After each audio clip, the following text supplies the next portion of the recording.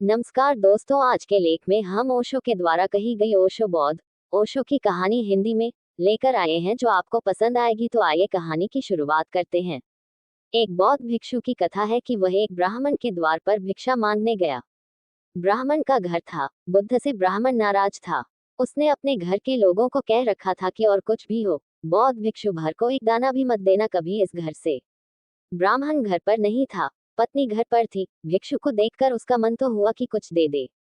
इतना शांत, चुपचाप, मौन भिक्षा पात्र फैलाए खड़ा था, और ऐसा पवित्र फूल जैसा। लेकिन पति की याद आई कि वह पति पंडित है और पंडित भयंकर होते हैं। वह लौटकर टूट पड़ेगा। सिद्धांत का सवाल है उसके लिए। कौन निर्दोष है बच्चे की तरह, ये सवाल नहीं है। सिद्धांत का सवाल है भिक्षु को। बौद्ध भिक्षु को देना अपने धर्म पर कुल्हाड़ी मारना है। वहां शास्त्र मूल्यवान है, जीवित सत्यों का कोई मूल्य नहीं है। तो भी उसने सोचा कि इस भिक्षु को ऐसे ही चले जाने देना अच्छा नहीं होगा। वह बाहर आई और उसने कहा, क्षमा करें, यहाँ भिक्षा न मिल सकेगी।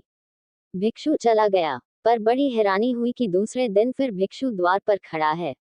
वह पत्नी भी थोड़ी चिंतित हुई कि कल मना भी कर दिया। कहानी बड़ी अनूठी है। कहते हैं 11 साल तक वह भिक्षु उस द्वार पर भिक्षा मांगने आता ही रहा, और रोज जब पत्नी कह देती कि क्षमा करें, यहाँ भिक्षा न मिल सकेगी, वह चला जाता। 11 साल में पंडित भी परेशान हो गया। पत्नी भी बार बार कहती कि क्या अद्भुत आदमी है, दिखता है कि बिना भिक्षा लिए जाएगा ही नहीं। 11 साल काफी लंबा वक्त है। आखिर एक दिन पंडित ने उसे रास्ते में पकड़ लिया और कहा कि सुनो, तुम किस आशा से आए चले जा रहे हो, जब तुम्हें कह दिया निरंतर हजारों बार। उस भिक्षु ने कहा, अनुग्रहित हूँ, क्योंकि इतने प्रेम से कोई कहता भी कहाँ है कि जाओ, भिक्षा न मिलेगी। इतना भी क्या कम है। भिखारी के लिए द्वार तक आना और कहना कि क्षमा करो, भिक्षा न मिलेगी, क्या कम है।